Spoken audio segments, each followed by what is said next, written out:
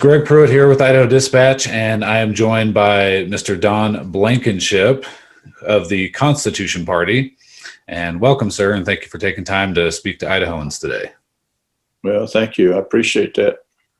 All right. So before we get into maybe some policy questions and policy issues, I first wanted people to have the opportunity to, understand who you are and know a little bit more about you. So, if you want to take a couple minutes, explain people maybe your background, your business background, the book, a little bit about the book that you've written, and why you decided to jump into the presidential race.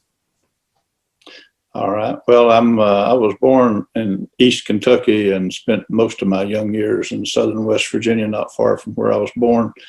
It was coal country. And so eventually I ended up working in the mines to get through college and got an accounting degree. Went to Georgia and Illinois and Colorado and lots of other places and lived, even spent a short time in Idaho.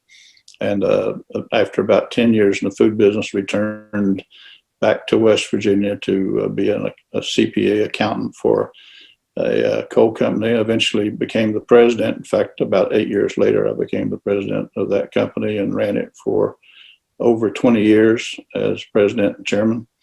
It became one of the largest coal companies in the United States, the largest in the East, and probably the most profitable ever in Central Appalachia. Spent a lot of time playing baseball when I was young, and went to a real small school that had a coal stove, and it was a two-room school with six grades in it, outhouse. So was pretty familiar with what life was like before the electricity and all the fancy stuff that we have today was available. So I learned a lot about people during that period of time. And as I say, the working career turned out pretty successful, made quite a bit of money. And one of the things that was going on in 1990 was they passed the Clean Air Act, which began to cause excessive regulation of the coal industry. Eventually, we ended up with Barack Obama, who had declared war on coal and war on carbon emissions. So ended up very politically impacted, I would say, impacted by the government, and decided to strike back, if you will. I elected the first Republican and elected to the West Virginia Supreme Court in 84 years. When I say I elected, I mean I've spent millions of dollars of my own money to elect someone that no one thought was electable. After that, I played a major role in converting West Virginia from a blue state to a red state, and also had a lot of battles on particular issues in West Virginia. Eventually, the coal company had an accident. It was caused because the government and Obama had put in legislation that allowed the government to determine what the ventilation plan would be. So they came to a coal mine that had run for 15 years, dictated the ventilation plan that would be used, and the ventilation plan was insufficient. In their own words, later on, and the mine blew up. They tried to put me in prison for life with felony charges, claiming that I had lied to the Security and Exchange Commission and the shareholders.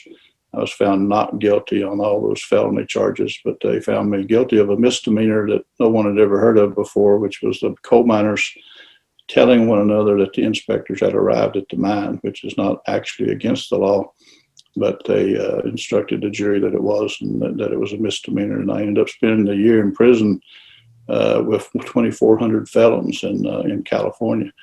And when I was released to a halfway house, I began a campaign to run for the West Virginia open U.S. Senate seat. I think the politicians and the establishment thought it was a joke. The media certainly thought it was a joke. But by the middle of March, I declared in January of 2018, and by the middle of March, 8 to 10 weeks later, I was very close to being in the lead. I was still third out of six, but I was only a few points behind. The establishment, including Mitch McConnell and the Republican establishment, ironically, which I had been the biggest donor to, decided that they were going to keep me from winning and announced that they needed to stop me from winning. And subsequent to that, the national media called me a felon 100 times, even though I had never been convicted of a felony. Judge Napolitano on Fox News said I'd gone to prison for manslaughter. Karl Rove personalities you might recognize went on TV, said I was a moron, an idiot. The head of the NRSC, the National Republican Senatorial Committee, Kevin McLaughlin, said I was a convicted felon that couldn't even vote for myself. So it went on and on and on. And eventually, even though I got at the peak to be 12 to 18 points up, depending on the poll, they were able to defeat me in that election. So I sued them for defamation. And now we have a case that's 19 months deep into the process. And so far, it's gone pretty well. The judge has ruled that I was defamed, and they have been ordered to turn over documents, which they so far have refused to turn over. So that's a long, short story, I guess, of most of what I've been doing the last 50 years. Yeah. And I got involved basically because I felt that businesses and people's individual rights were being greatly abused. And I learned the hard way at trial that the federal government will definitely cheat during trial and lie and destroy documents. I wrote a book about it called Obama's Deadliest Cover-Up, which basically, it's not totally in my words. A lot of it is just emails that we eventually discovered that show that the government shredded documents, that shows that they had a bias against the company, that shows that they didn't know what they call advance notice, that the miners telling each other that inspectors had arrived was against the law either. So it's really been a journey, but it's been very educational, and it's inspired me, if you will, to run for office, to answer your final question of why I'm running. Yeah.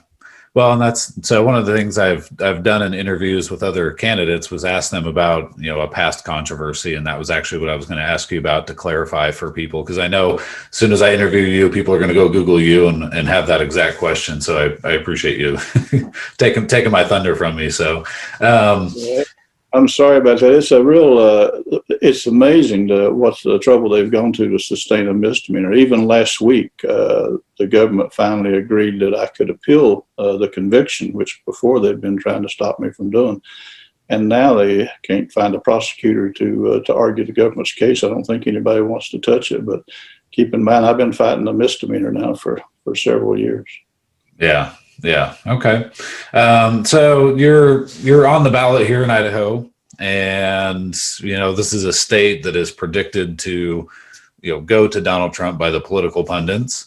And I asked this same question of the other candidates as well. So what do you hope to gain in Idaho, and what would you say to those people who say, if you're voting for Don Blankenship, then you're helping Joe Biden? Because I'm sure you've heard that a lot. We hear that a lot on the third party candidates. If you vote for so-and-so, you're helping Trump or you're helping Biden. So what would your response to those questions be? Well, my soundbite response is that we've wasted our vote on Republicans and Democrats for 170 years, and every 4 years we get further away from the Constitution, the rule of law, and the things that made the country great. The founders understood things that I can't even imagine how they understood. They understood that if the majority of the people lived in cities, that we would be in trouble. They understood that alliances with foreign countries was trouble. They understood that the two-party system was trouble. And it's time that we studied not only the Constitution, but what they had learned from English domination and tyranny, because it was fresh in their mind when they drafted the Constitution. And so we need to get back to that. And yes, Trump, Biden, one or the other will win, but neither one of them is going to be able to fundamentally change things. What we need is someone that has a lot of Trump's ideals, but has a better demeanor and a better process by which to make the changes, even though we all appreciate that he has come along and beat Hillary Clinton and hopefully beat Biden.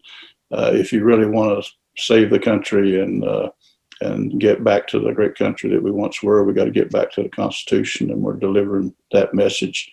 And I think that the more people that come to realize that we're never going to be what we want this country to be until we have people in office who are not only conservative, not only honorable, not only smart and so forth, but also humble and willing and able to make it happen.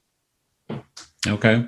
And what has been your response so far from the people as you've visited certain states and done interviews and talked to the people around the country as far as your presidential run goes?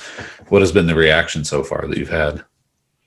Yeah, everybody that I talk to, seems to be very positive about our message. You run into some people that are, particularly in the media, that don't agree with my climate change message. But when you explain to people, for example, underprivileged people in the Democratic Party primarily, that either don't have a job or are working at minimum wage, that they shouldn't be lobbying for minimum wage. They should be joining the effort to stop illegal immigration, because it's illegal immigration that depresses wages and deprives them of some of their benefits.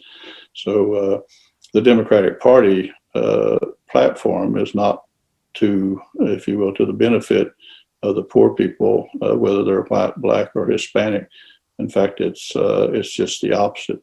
And the amount of money we spend policing the world and so forth is money that could get 600,000 people off the street. So if you are of the mind that you're focused on the welfare of people who are disadvantaged in one way or another, you should not favor illegal immigration or policing the world, which both parties want to police the world.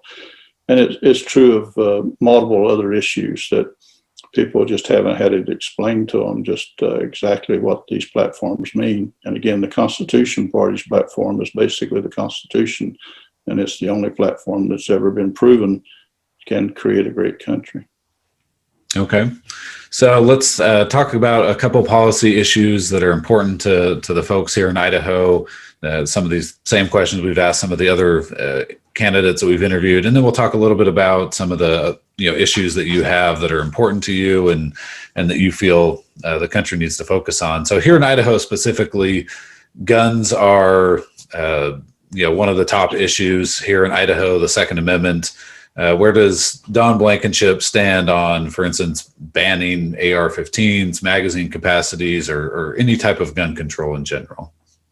Well, I'm an NRA lifetime member, which probably speaks, answers the question in short form. But I do believe that sometimes when a person is either a criminal, proven violent criminal, or has some mental issue and so forth, that we have to be careful. But other than going through a due process and making sure that people are capable of owning a gun, I don't see any limitation on the type of gun or anything of that nature. I think that these politicians think that we want guns to hunt, but we may need guns to defend ourselves, and that's particularly in our mind given what's going on in Seattle and Portland and most recently in Philadelphia. So. Okay. And what about the issue? Another hot topic in the Second Amendment community is the issue of red flag laws. Are you familiar with red flag laws, and where would you stand? Yeah, somewhat, but I'm opposed to red flag laws in general. I think that, again, there are times when we need to be careful who has a gun. It's funny how your life can, or your views can change when you have a personal situation. I had a situation where my stepdaughter was being threatened by an ex-boyfriend because he was just emotionally disturbed due to the breakup, and he had a gun, and she went down and was able to get the gun taken from him for 30 days or something until he cooled down, because you don't want to have a situation where a young girl is attacked by a man with a gun. So there are situations, but very rare, that I would be in favor of any limitation. Okay. Next issue would be abortion. Where do you stand on abortion? Well, I stand basically perfectly in line with the right to life. I've been a supporter of right to life. I actually take credit for convincing Right to Life that they should never support a Democrat, even if the Democrat claims to be and actually votes for right to life positions, because these Democratic candidates are going to vote for Pelosi and or Schumer to be in charge, and Schumer and Pelosi decide what legislation comes to the floor. And if they bring abortion and similar issues to the floor, then it doesn't matter that a Democrat that the Right to Life has supported has voted for their bill or votes for it, because they'll still put it into law. So, it's one of those situations where I think when people look back at abortion in 50 years, they're going to look at it like they look at slavery today. People who have been in favor of abortion are going to be frowned upon because, today's technology makes it clear that you can see these babies are alive in the womb. And what we need to do is find a way to end the pregnancy without ending the life of the unborn. Okay. All right. You brought up climate change, global warming. That's always a hot topic, obviously, and the two main parties are pushing in certain directions. And so, what do you believe is real or not real with climate change, and what type of policies do you think need to be implemented, if any, on climate change? Well, it probably doesn't surprise people, although they look at my view and they say, well, this was a coal guy, so he has this view. But the truth is, I'm a math guy, and my background is math. And the math says that if they were truly afraid of climate change, they would do the opposite of what they're doing. And that's really important. That can go right past people sometimes. But the math says that if those who believe that the climate is going to overheat due to carbon emissions, they would do the exact opposite of what they're doing. Now, what they're doing is they're excessively regulating Western Europe and the United States to the point that they've driven manufacturing and electricity demand for that manufacturing out of Western Europe and the United States. Manufacturing demand or electricity demand for manufacturing purposes in the United States has hardly grown at all since 1980. And the demand for electricity in China has just skyrocketed 10% a year for 30 or 40 years. So the result of the legislation in the United States, the anti-coal legislation, anti-oil legislation, has been that China burns 4 times as much coal as the U.S. They used to burn less in 1980, but now they burn 4 times as much as they did in 1980 and 5 times as much as the United States burns today. So what we did is we drove our jobs, electricity demand, and pollution out of the country. And worse than that, we did that after we had fixed our power plants where they didn't emit mercury or arsenic or NOx or sulfur or particulates or anything else. They were basically clean except for carbon. And then we shut them all down after taxpayers had paid billions in taxes and billions in utility bills, and moved the demand for that same electricity to Asia, where we're polluting the world. And it used to be we were shutting our plants down because of acid rain, but if acid rain is a real problem, then there shouldn't be any trees in China. And if mercury causes deformed babies, there should be a lot of deformed babies in China because we moved all that pollution, or so-called pollution, to China. Okay. All right. One other big issue here in Idaho is the lands issue. A lot of Idaho, the federal government, a variety of agencies own land here in the state of Idaho, and out west, a lot of that land. And maybe you know more about that than I do, given given your background. But I know the Bundy story, but yeah. So the land issue is a big issue because some people want the federal government to give up that land and give it to the control of the states, and other people want the feds to keep that land so that the states don't get it and then sell it off or turn it into something they don't want. So do you have kind of any insight on how a President Blankenship would handle the federal lands issue?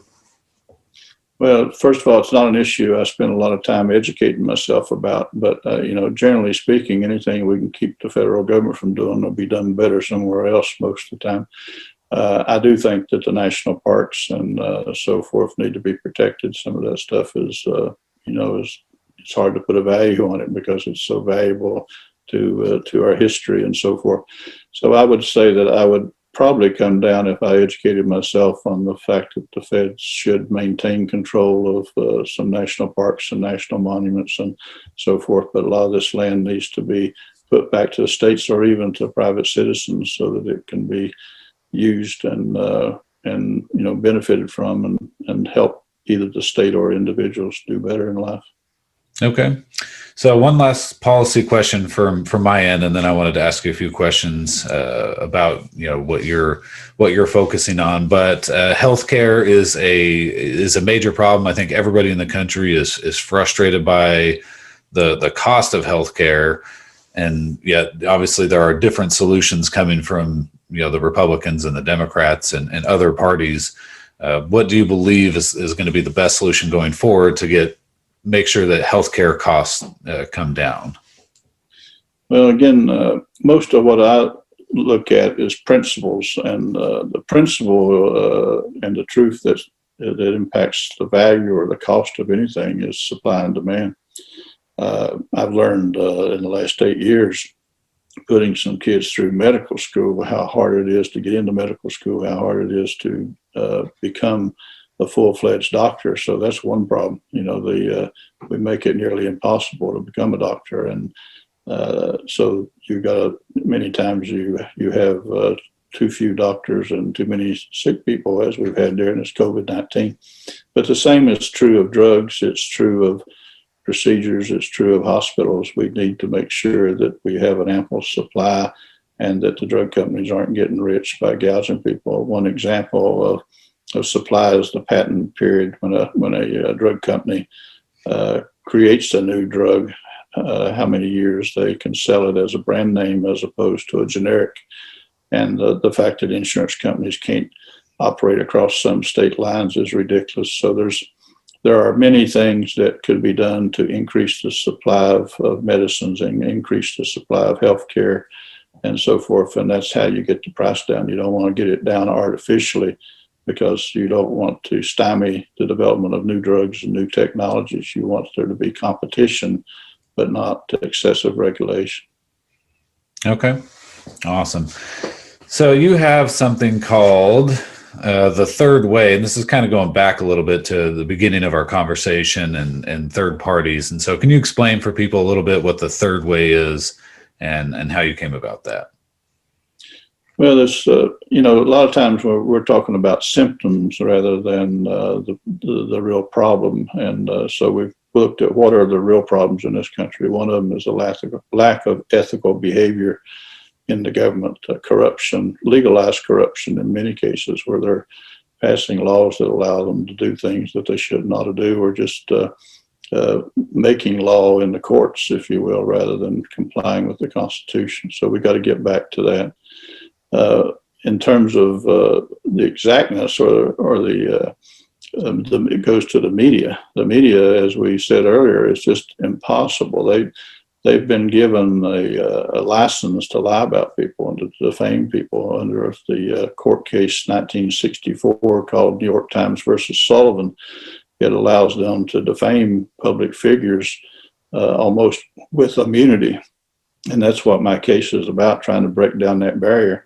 So good people don't want to run for office because they're going to call them everything from an imbecile, a moron, a criminal, a person that went to prison for manslaughter, a pedophile, whatever they want to call them.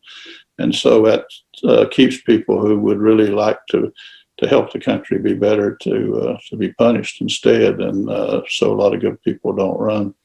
So, we're basically about the core problems of the untruthfulness in the media, the untruthfulness in the government, and the fact that we just, we've abandoned the Constitution and the rule of law. Okay, awesome. So if people are interested in buying your book and purchasing your book to learn more about what happened during your case, where can they go to purchase that?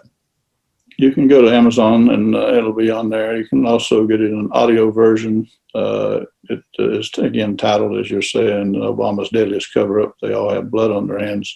I think people should read it. If you're a believer in government corruption, it will confirm your beliefs. If you are a denier of government corruption or unfair trials, you will be amazed at the detail that's in that book. The government actually did a 97-page report on my misdemeanor conviction and concluded themselves that they violated prosecution conduct over 100 times.